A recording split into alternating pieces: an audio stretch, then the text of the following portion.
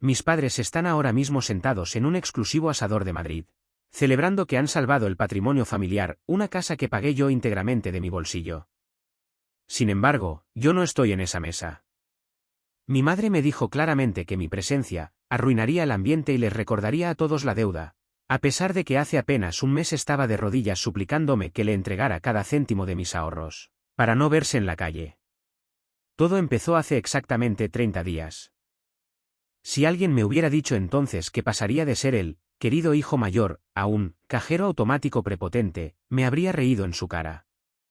Me llamo Mateo, tengo 32 años y trabajo como analista senior para una firma de logística en Valencia. Durante la última década, construí mi vida ladrillo a ladrillo, privándome de todo para alcanzar la libertad financiera antes de los 40. No conducía coches de lujo ni veraneaba en Ibiza, simplemente acumulaba capital en una cuenta que debía ser mi billete hacia una vida tranquila. Mis padres, Ricardo y Elena, siempre me consideraron alguien aburrido, en comparación con mi hermano menor, Santi. Santi tiene 25 años y sigue buscándose a sí mismo, saltando de un trabajo temporal a otro mientras parece recién salido de una revista de moda. Él es el favorito, el alma de la fiesta, mientras yo suelo quedarme en un rincón respondiendo correos del trabajo. Pero las bromas no pagan las deudas. Y mi padre lo aprendió por las malas cuando su pequeño taller de ebanistería quebró debido a una serie de decisiones nefastas y préstamos ocultos que le escondió a mi madre hasta el último segundo. Recibí la llamada un jueves por la noche, en pleno noviembre. Elena sollozaba tanto que pensé que mi padre había muerto. La realidad era más mundana y aterradora. El banco había ejecutado el desahucio de la casa tras 3 hipotecas acumuladas. Necesitaban 280.000 euros en menos de un mes o los secretarios judiciales pondrían sus pertenencias en la acera de la calle Mayor. Mi padre sufrió un amago de infarto por el estrés, y Elena me suplicaba que hiciera algo, porque Santi, lógicamente, solo podía aportar apoyo moral. Miré mi cuenta bancaria, esa cifra representaba el 90% de todo lo que había ganado en mi vida. Era mi futuro, mis noches en vela. Pero mi madre no dejaba de llorar, y yo, como un idiota, cargué con la responsabilidad que me impusieron desde niño por ser el responsable. Fui a verlos ese fin de semana. El ambiente era fúnebre. Santi estaba en el salón con aire de mártir, bebiendo una cerveza pagada probablemente con los últimos euros de mi madre. Nadie me abrazó. Mi padre ni siquiera me miró a los ojos. Elena me llevó a la cocina y desplegó un mar de cartas de recobro y facturas médicas. No me preguntó cómo estaba yo, solo quería saber si podía resolver el problema. Intenté explicarle que tendría que vender acciones y perder intereses de depósitos a largo plazo, pero ella solo repetía, Mateo, siempre has sido el más fuerte. No puedes abandonar a tu familia ahora. Esa noche cedí. Pensé que este sacrificio nos uniría. No sabía que era el principio del fin. Pasé la siguiente semana entre abogados y gestores. En el trabajo cometí errores por el cansancio, pero me sentía un héroe salvando un barco que se hundía. Cada noche llamaba a Elena, quien al principio me llamaba Salvador, pero su tono cambió pronto. Empezó a decir que mis preguntas sobre el destino del dinero anterior ponían nervioso a mi padre. Cuanto más dinero transfería, menos querían hablar conmigo. Santi dejó de cogerme el teléfono, y cuando lo hizo, me soltó que era un rico engreído, por preguntar si pensaba buscar trabajo para ayudar con la compra. A finales de la segunda semana, transferí el primer bloque de 140.000 euros.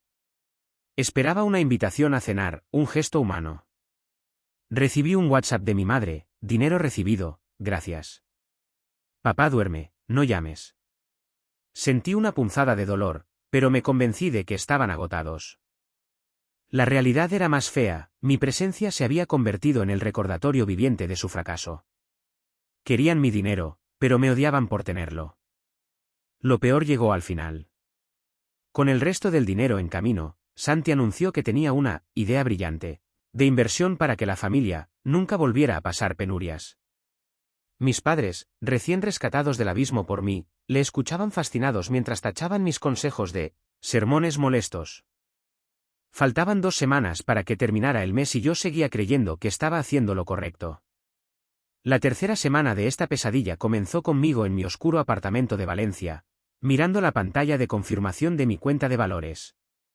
Acababa de vender mis últimos fondos indexados, los que me prometí no tocar hasta cumplir los 50. Sentía que me estaba arrancando trozos de mi propio futuro para lanzarlos a un pozo sin fondo. Ya había transferido los primeros 140.000 euros, pero el banco acosaba a mis padres por el resto para liquidar los embargos secundarios y esos préstamos abusivos que Ricardo, mi padre, había pedido en un momento de pura desesperación. Me sentía morir, no por falta de dinero, sino porque los cimientos de mi vida se esfumaban mientras la gente a la que salvaba me trataba con una frialdad incomprensible. Llamé a mi madre para decirle que la segunda transferencia estaba en camino. En lugar de un gracias, suspiró y me soltó que mi padre estaba teniendo un mal día porque la noche anterior le envié un Excel con sus deudas pendientes. Me dijo que mi obsesión con los números era poco sensible dada su frágil salud cardíaca y que le hacía sentirse como un fracasado en su propia casa.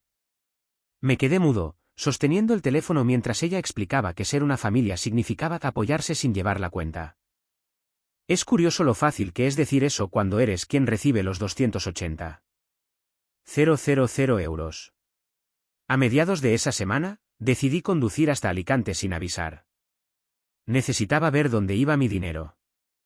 Al entrar en el jardín, vi el coche de Santi, pero a su lado había un juego de palos de golf relucientes y carísimos apoyados en la fachada. Entré y los encontré en la cocina, riendo a carcajadas. En cuanto crucé el umbral, la risa murió. Fue un silencio de esos que te erizan la piel, el que te confirma que tú eras el tema de conversación segundos antes. Santi ni me miró, solo levantó la mano sin soltar su móvil. Mi padre se veía mejor que nunca, con un color en la cara que no sugería a un hombre al borde del infarto. Elena preparaba un asado de ternera espectacular, el tipo de comida que no habían podido permitirse en meses. Cuando pregunté por los documentos del banco, el rostro de mi padre se agrió. Me soltó que todo estaba bajo control y que dejara de actuar como su capataz, solo por tener un buen sueldo. Literalmente usó esas palabras. Dijo que mi dinero era una bendición, pero que mi actitud era una maldición, que tenían que soportar. Intenté mantener la calma, recordándoles que estaba liquidando el trabajo de toda mi vida para que no acabaran en el albergue municipal. Fue entonces cuando Santi intervino, repantingado en su silla con una sonrisa burlona. Dijo que no debería ser tan materialista y que, si hubiera estado más presente estos años en lugar de centrarme solo en mi carrera, quizás no estarían en este lío. La lógica era tan retorcida que dolió físicamente.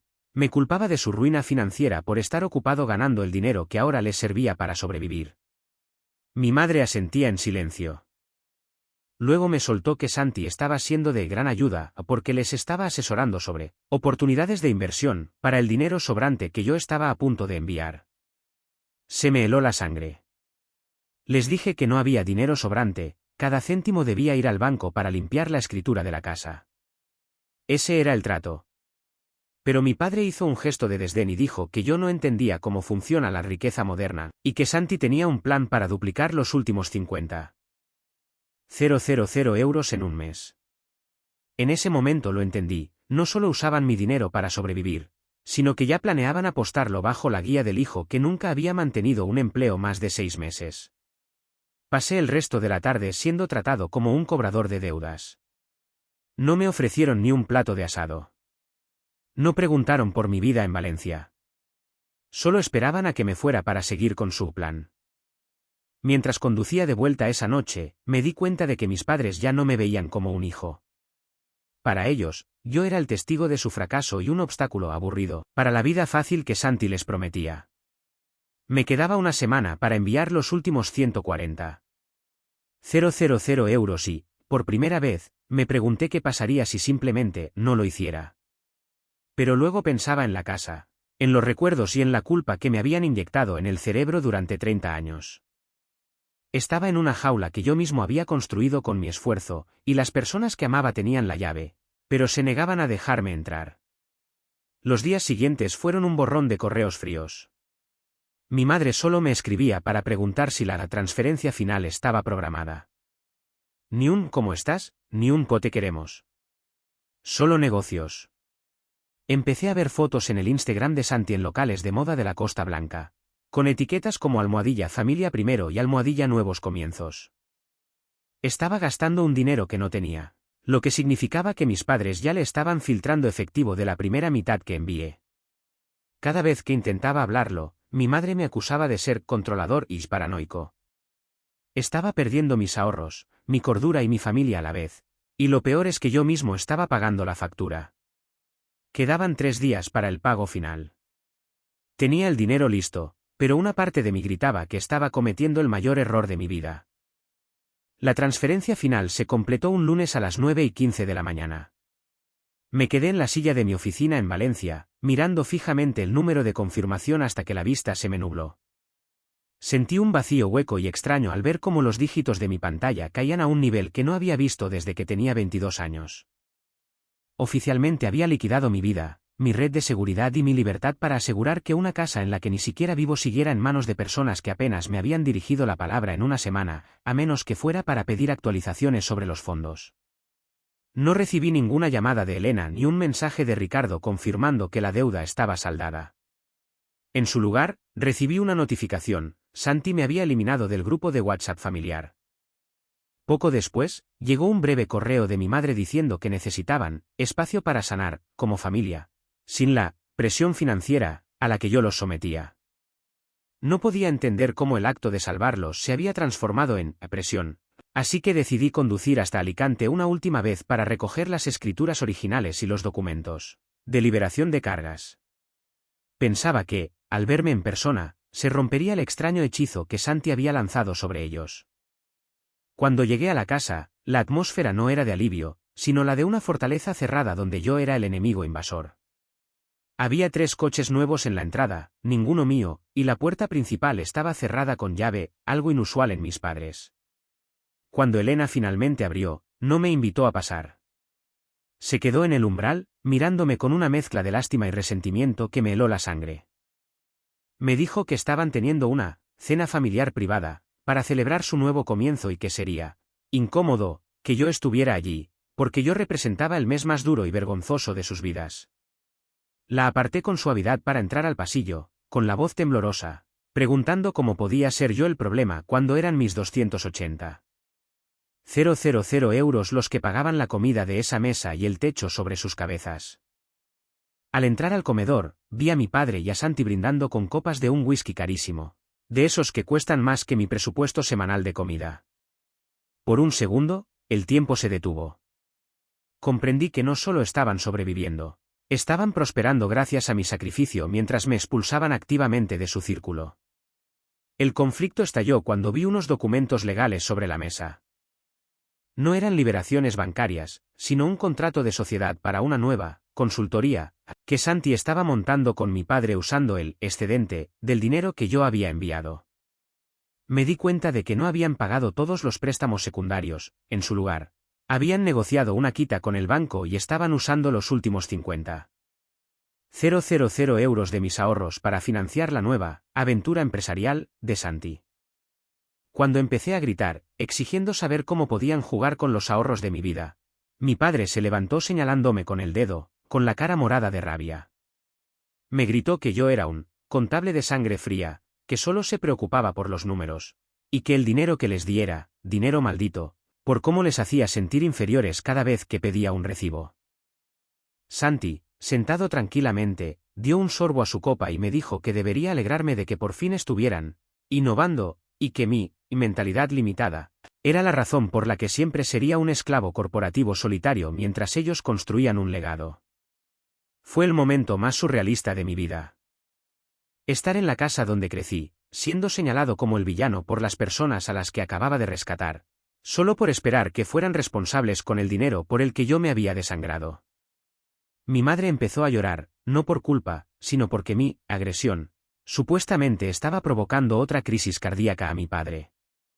Me dijo que, si de verdad los amaba, me iría de la casa para dejarlos tener una noche de paz. Dijo que mi presencia era tóxica, porque usaba la deuda como un arma, aunque yo nunca les pedí que me devolvieran un céntimo, solo pedí honestidad.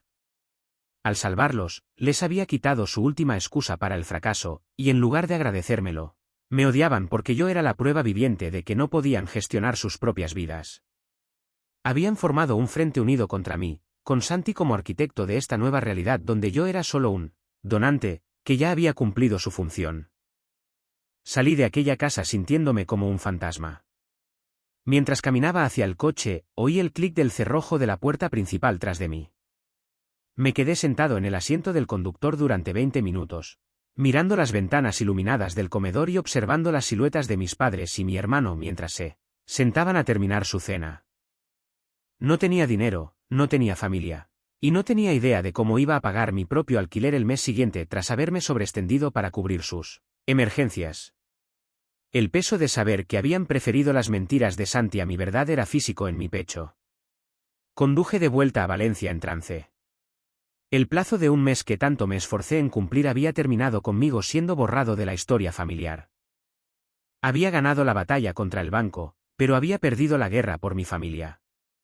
Al aparcar frente a mi casa, mi móvil vibró con una notificación. Santi había subido una foto de los tres con el texto, finalmente libres del peso del pasado. La verdadera familia permanece unida a pesar de todo.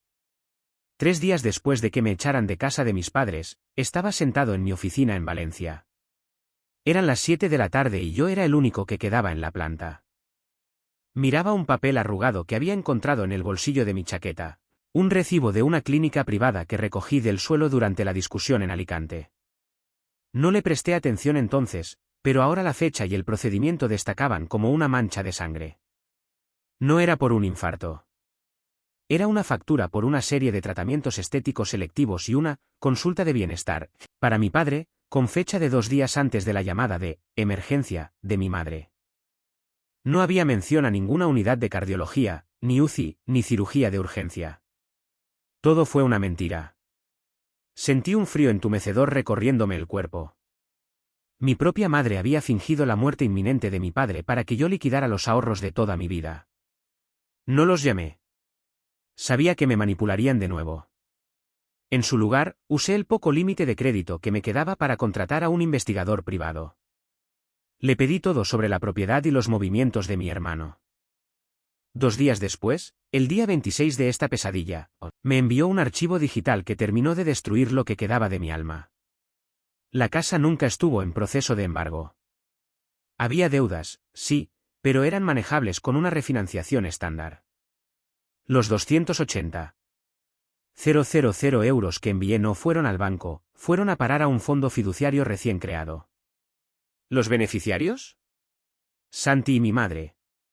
Mi padre ni siquiera figuraba en la lista. Pero lo más repugnante fue el cambio de titularidad, firmado hacía 4 días. Mis padres habían puesto la casa oficialmente a nombre de Santi. El motivo legal, proteger los activos familiares ante posibles litigios de terceros. Yo era el tercero. Estaban protegiendo mi propio dinero de mí, entregándoselo al hermano que nunca ha dado un palo al agua.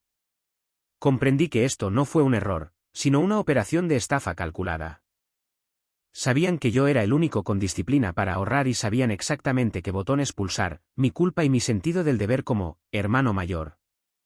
Pasé las siguientes 24 horas en un estado de hiperenfoque aterrador. Revisé cada mensaje y cada transferencia. Tenía un dilema moral que era como una soga al cuello. Recuperar el dinero por la vía civil tardaría años y probablemente perdería, al ser una donación voluntaria. Sin embargo, en sus prisas por transferir la propiedad, Santi había cometido un fraude hipotecario flagrante al mentir sobre el estado de ocupación de la vivienda para evitar los impuestos de transmisiones patrimoniales de la Generalitat. Tenía las pruebas. Podía ir a la fiscalía y meter a mi hermano en prisión por 5 o 10 años. Y como mi madre firmó los documentos, iría con él como cómplice. El día 28 recibí el golpe final. Una notificación de una app inmobiliaria me avisó, la casa de mi infancia, la que yo había salvado, estaba a la venta. Santi quería el efectivo.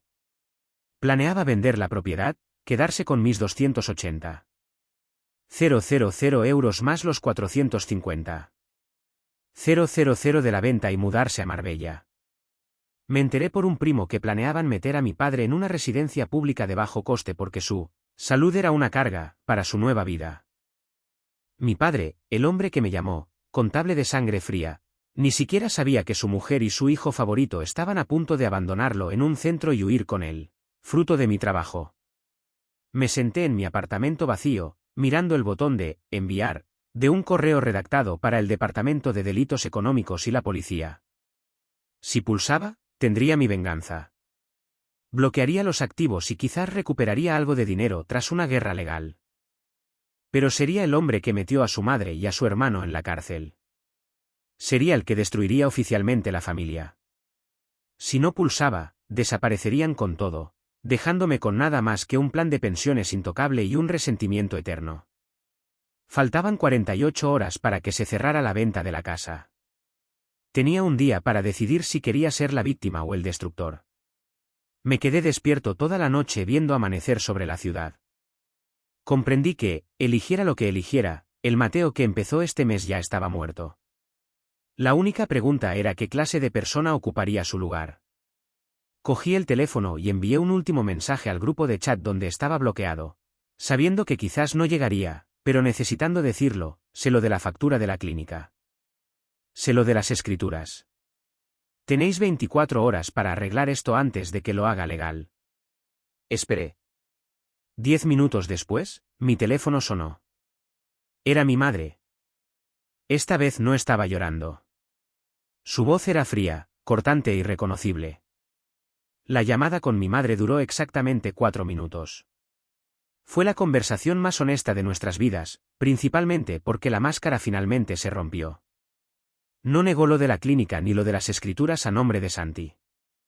En su lugar, siseó por el teléfono que yo había nacido con una calculadora por corazón, y que yo tenía toda la vida para ganar más dinero, mientras que Santi necesitaba un impulso.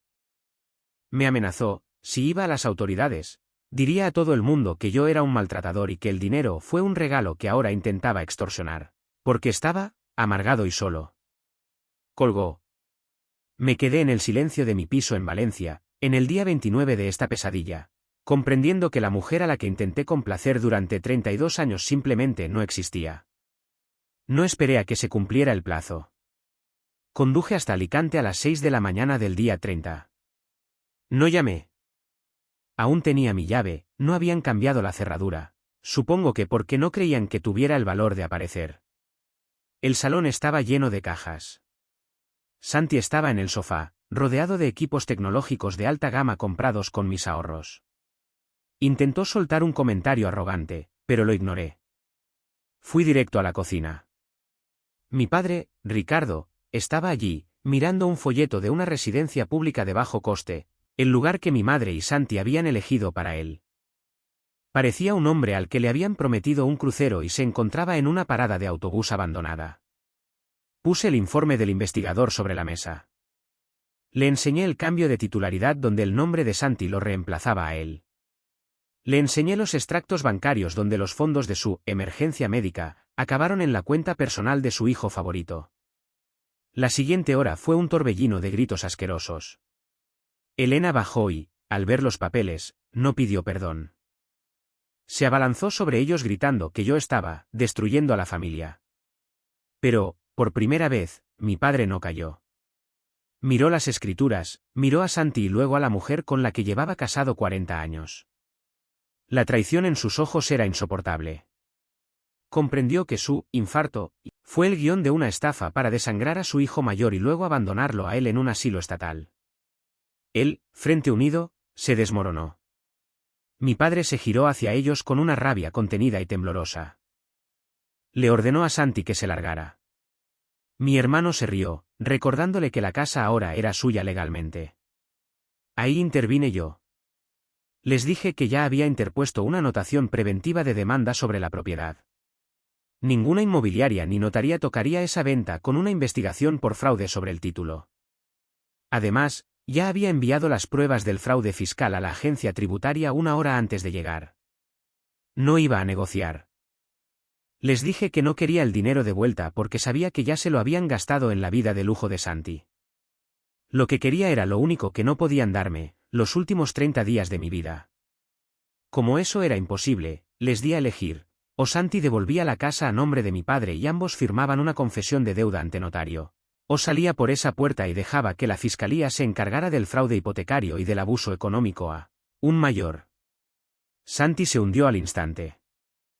Es un cobarde que vive del esfuerzo ajeno, y la idea de la cárcel lo puso enfermo físicamente. Pasamos el resto del día 30 en una notaría de guardia. Al atardecer, la casa volvía a estar a nombre de mi padre y yo tenía una confesión de deuda firmada, aunque sé que no veré ni un euro. Mi madre ni siquiera me miró, me trató como a un extraño que acababa de robarle. En el parking, mi padre intentó acercarse, quizás para pedir perdón o más ayuda, pero levanté la mano. No podía más. Miré a los tres, el hombre demasiado débil para ver la verdad, la mujer demasiado codiciosa para que le importara y el hermano parásito, y comprendí que yo era el único que realmente había perdido algo, pero también el único que podía salvarse. Regresé a Valencia esa noche. Mi cuenta bancaria está casi a cero. Mi carrera pende de un hilo por mi falta de enfoque este mes. Mi plan de jubilación es solo un recuerdo. Pero al cruzar el límite de la ciudad, sentí un peso que se levantaba, uno que cargaba desde niño. Ya no era el hijo responsable. Ya no era el fuerte. Solo era Mateo. Bloqueé todos sus números antes de llegar a casa. Dicen que la familia lo es todo, pero suelen decirlo los que solo saben recibir. A veces, la única forma de salvarse es dejar que la gente que amas se hunda en el barco que ellos mismos decidieron quemar. Tengo 32 años, empiezo de cero y, por primera vez en un mes, creo que voy a estar bien. Estoy en mi salón, comiendo un bol de fideos baratos, viendo salir el sol de un nuevo mes.